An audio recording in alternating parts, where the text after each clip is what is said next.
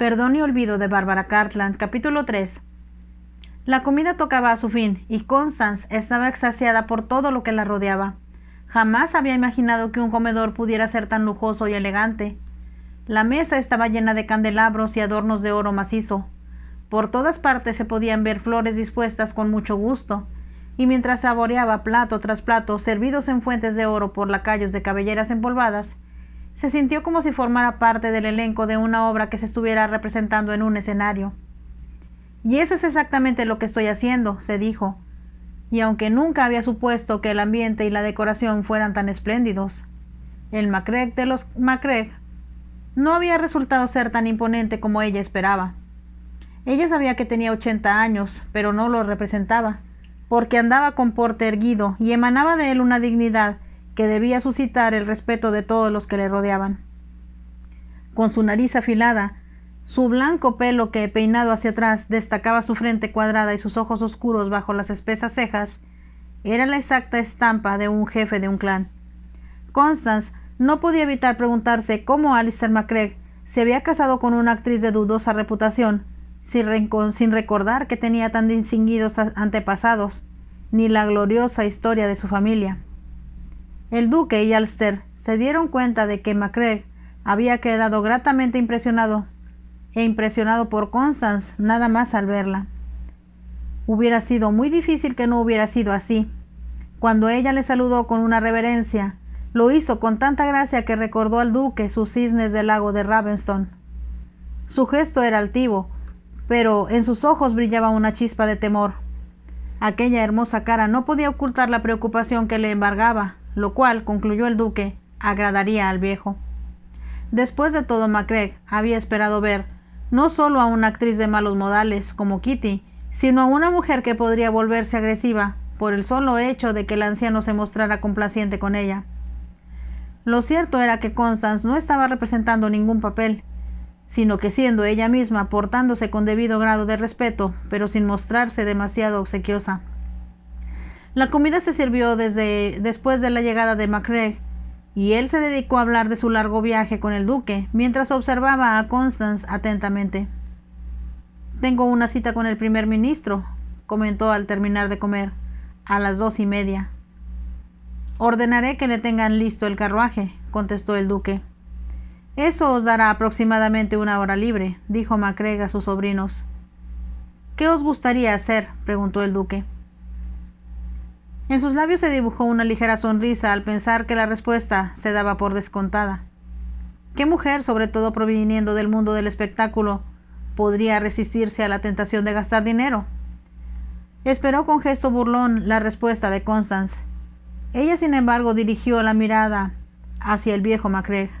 «¿Sería posible, señor?», preguntó, «si va a reunirse con el primer ministro, que yo visitara la Cámara de los Comunes?» Estoy seguro de que podría arreglarse», contestó Macreg. «¿Te interesa la política?» «Leo los informes del Parlamento todos los días en el Times», contestó Constance, «y me han impresionado mucho las noticias sobre la incautación de las tierras altas». Cuando terminó de pronunciar esas palabras, se preguntó si no habría sido indiscreta. Macreg podía ser uno de los terratenientes que estaban decididos a echar de su propia gente de las tierras, aunque solo fuera para convertirlas en caminos de paso para las ovejas. Pero por fortuna había acertado. «Me alegra que pienses así», observó él. «Es una gran injusticia, una traición para los de nuestra propia sangre, y deberían matar a los que cometen semejantes atrocidades». Habló con una violencia que pareció estallar contra las paredes del comedor. Durante los siguientes 10 minutos se refirió a los sufrimientos de los habitantes de las tierras altas, quienes, desarraigados del mundo que les era familiar, habían sido trasladados a Canadá y a otras partes del mundo sin proveerlos con antelación de las instalaciones adecuadas. «No esperaba encontrar mucha comprensión entre los habitantes del sur», concluyó por fin.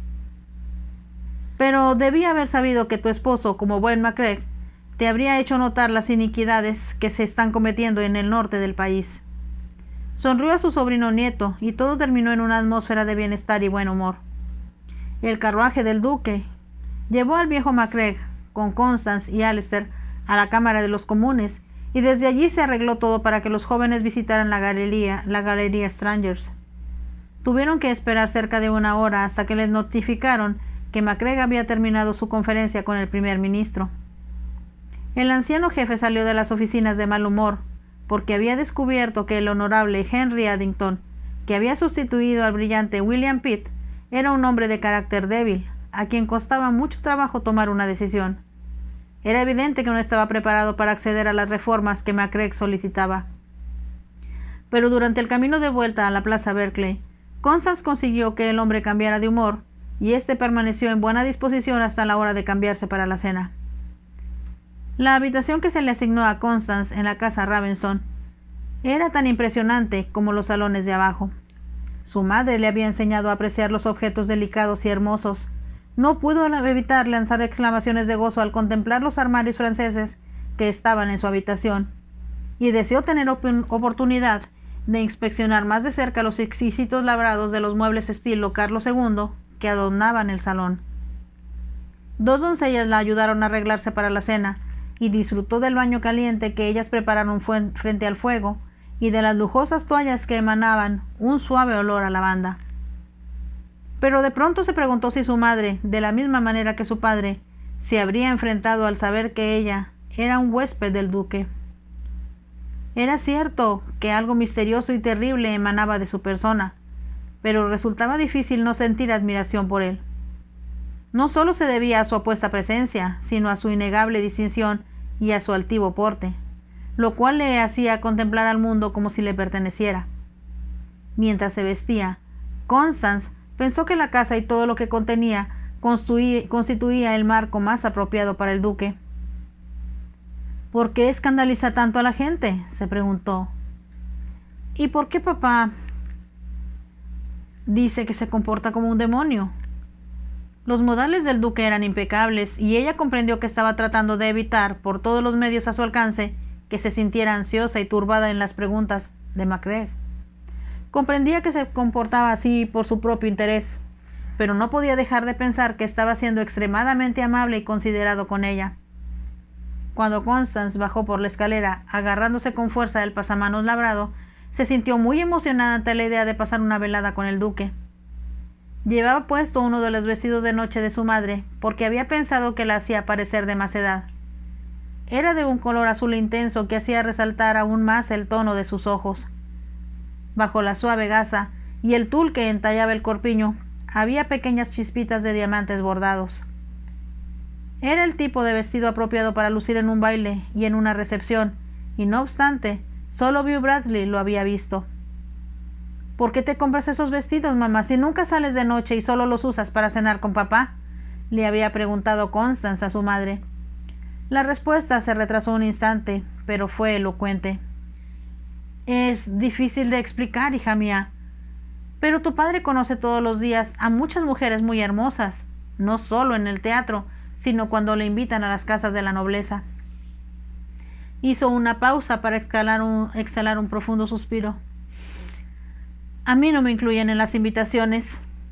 Por eso deseo que él me vea a solas lo mejor posible, como me vería si pudiera acompañarle. Sus palabras habían sido pronunciadas con un tono patético, y Constance había dicho rápidamente: «Siempre estás muy hermosa, mamá, no importa lo que te pongas». Papá no se cansa de decir que, para él, tú eres la mujer más hermosa del mundo. Quiero que él siempre piense así, había respondido la señora Bradley, y es por eso por lo que me arreglo para complacerle. Constance había comprendido esas razones, pero como casi siempre estaban escasos de dinero, su madre no estrenaba tan a menudo como hubiera deseado. Sin embargo, había cuidado con tanto esmero los vestidos que ahora Constance tenía un variado surtido de dónde elegir. Cuando la muchacha entró en el salón, comprendió que había escogido correctamente. Los 3 hombres la estaban esperando junto a la chimenea, y mientras avanzaba para reunirse con ellos, Constance no pudo resistir la tentación de buscar la mirada del duque. La expresión que asomó a los ojos de su señoría era la que ansiaba ver. La conversación durante la cena resultó más interesante que la comida. El viejo MacCreagh habló de las dificultades de las tierras altas, y el duque informó de los acontecimientos más recientes del mundo deportivo. Constance escuchó con mucha atención, y con los ojos muy abiertos a todo cuanto se decía. y la dejaron tomar parte en la conversación. Además, le explicaron con sumo gusto lo que no aceptaba a comprender. Cuando terminaron de servir la cena, miró al duque con un poco intranquila y le preguntó: ¿Debo retirarme mientras le sirven el oporto? Su madre le había enseñado que lo correcto era dejar solos a los caballeros al final de la cena, y el duque le sonrió, aprobando su conducta. Cuando ellos se pusieron de pie mientras la muchacha salía, el duque dijo: «No tardaremos». Constance salió del comedor y se dirigió hacia el salón. Un lacayo le abrió la puerta, y tan pronto como estuvo sola, se dedicó a examinar los tesoros que contenía la habitación. Había tantos objetos que ver y que admirar, que se sorprendió cuando entraron los caballeros. Tenía entre sus manos el retrato de una bella mujer, una miniatura que se había encontrado entre una colección de cajitas de rapé, cuando se volvió al oír el ruido de la puerta. El duque se acercó a ella. «Veo que está admirando una de mis miniaturas», le dijo. «Tengo una extensa colección en otro salón. Estoy segura de que esta fue pintada por Richard Conway. Es un retrato de mi madre». «¡Oh, qué extraño!», exclamó Constance. «Él también pintó la mía». Cuando pronunció esas palabras temió haber cometido una equivocación, pero Macrae estaba junto a la chimenea y estaba hablando con su sobrino nieto. «Esa es otra de las cosas que tenemos en común», comentó el duque en voz baja. «¿Otra?», preguntó Constance. «Existen muchas. Ambos, por ejemplo, amamos la belleza». Sí, claro». Constance no se explicaba la razón, pero no podía hablar con naturalidad cuando él estaba tan cerca. El tono de su voz la hacía vibrar de la misma forma en que respondía el auditorio del teatro a la voz de su padre. Como se sintió turbada, dejó la miniatura en su lugar y se dirigió hacia la chimenea. Macrae la miró por debajo de sus espesas cejas y le dijo: «Estaba pensando que has sido muy amable al escuchar con tanta atención la conversación de este viejo. Mañana tienes que hablarme de ti». «Lo que usted ha dicho, señor, me ha parecido muy interesante», contestó Constance, «y en comparación, todo lo que yo pueda contarle le parecerá insignificante». Macrae sonrió. «Eres demasiado modesta», contestó, «pero ya hemos hablado mucho esta noche. Estoy seguro de que me perdonaréis si me voy a la cama. Suelo levantarme temprano y he tenido un viaje muy largo». «Comprendo que esté cansado, señor», dijo Alistair. El anciano se volvió hacia el duque. «Buenas noches, Ravenston. Estoy disfrutando de su hospitalidad y se lo agradezco mucho». «Ha sido un placer», replicó el duque. Después tocó a Constance en el hombro y le sonrió. «Espero con ansiedad nuestra conversación de mañana». Atravesó el salón con los hombros erguidos y la cabeza levantada, y Alistair le escoltó hacia arriba por la escalera. El duque y Constance se quedaron solos. «Se ha portado de una forma muy inteligente», observó el duque. «Creo que es un anciano encantador y su conversación es muy interesante». «¿Le han parecido amenos sus cuentos sobre Escocia? ¿O su entusiasmo ha sido solo parte de su representación?» «Por supuesto que me han interesado», contestó Constance, indignada. «¿A quién podrían parecer aburridos?» «¿Y también ha disfrutado su visita a la Cámara de los Comunes? Ha sido muy emocionante. Siempre me había imaginado cómo sería, pero al ver a los miembros sentados en sus bancos y escuchar sus discursos, ha sido muy distinto a lo que esperaba». «¿Diferente?» «Lo hacían con tanta naturalidad, tan a la ligera», explicó Constance, tratando de encontrar la palabra correcta. «Reclinados en sus asientos, con los pies hacia arriba, los sombreros calados hasta los ojos, y la mitad de ellos no parecían estar escuchando lo que se discutía». «Esa es la forma en que nos gobiernan», comentó el duque sonriendo. «Tal vez sea así como debe ser la democracia, nada reglamentado, sino con sencillez, hasta que algo valga la pena que los ponga en pie en guerra». El duque la miró sorprendido, pero antes de que pudiera replicar, Alistair volvió. «Ha estado usted magnífica», exclamó. «Tiene al viejo comiendo de su mano. Nunca pensé que una mujer pudiera ser tan inteligente». Ese entusiasmo, sin embargo, ofendía a Constance. Se volvió para mirar las llamas, sintiendo que Alistair la hacía aparecer como una tramposa. ¿Cuáles son los planes para mañana?, preguntó el duque. Mañana por la mañana habrá un desfile militar en Hyde Park y él desea asistir, explicó Alcester. Creo que va a participar uno de los regimientos escoceses y por la tarde quiere visitar los jardines de Kew. El duque rió. Veo que pasarás un día divertido y alegre. ¿Y yo debo ir con ustedes?, preguntó Constance. Me temo que sí, contestó Alcester. Oh, cuánto me alegro. Parece muy emocionante y nunca he visto un desfile militar. Trataré de que os coloquen en las gradas principales, dijo el duque. ¿No vendrá con nosotros?, preguntó Constance. ¡Qué pena! Es muy lamentable, pero tengo un compromiso, replicó el duque con un brillo de malicia en sus ojos. Por favor, ven con nosotros por la tarde, tío Evil, suplicó Alcester. Sabes mucho acerca de jardines y puedes hablar de lo hermosos que son los de Ravenston, y yo, en cambio, no puedo diferenciar una flor de otra. Entonces tendré que sacrificarme. ¿Quieres informar al capitán Graham de lo que pensamos hacer? Para que mañana tenga los carruajes preparados y consiga los asientos para el desfile militar. Se lo diré enseguida, convino Alcester. ¿No se habrá ido ya a la cama? El capitán Graham nunca duerme, contestó el duque, y su sobrino rió. Estoy seguro de que es cierto. ¿Quién, sino un superhombre, podría lograr que todo marchara a la perfección? Alcester salió del salón y el duque explicó a Constance. El capitán Graham es mi secretario y administrador. Él puede conseguir todo lo que uno desee y necesite, y si es necesario, puede organizar un viaje a la luna en solo media hora. No me gustaría conocer la luna, dijo Constance. Parece un sitio frío y vacío. Creo que sería más emocionante visitar una de las centelleantes estrellas. Eso es lo que ha sido usted toda la noche, una estrella centelleante. ¿Tengo que repetirle que ha estado maravillosa? Ella bajó los ojos ante el cumplido y dijo titubeante: Creo, su señoría, que ya es hora de irme a dormir. ¿Tan temprano? ¿No le gustaría bailar o disfrutar de alguna de las diversiones que abundan en Londres? Por supuesto que no, respondió rápidamente Constance, pensando en lo horrorizado que se sentiría su padre si se enterara. Su señoría debe comprender que, al igual que su anfitrión, yo también estoy cansada. ¿No le gusta bailar? Constance iba a contestar que nunca había asistido a un baile, pero después recordó que eso no era compatible con la vida de actriz que se suponía que tenía.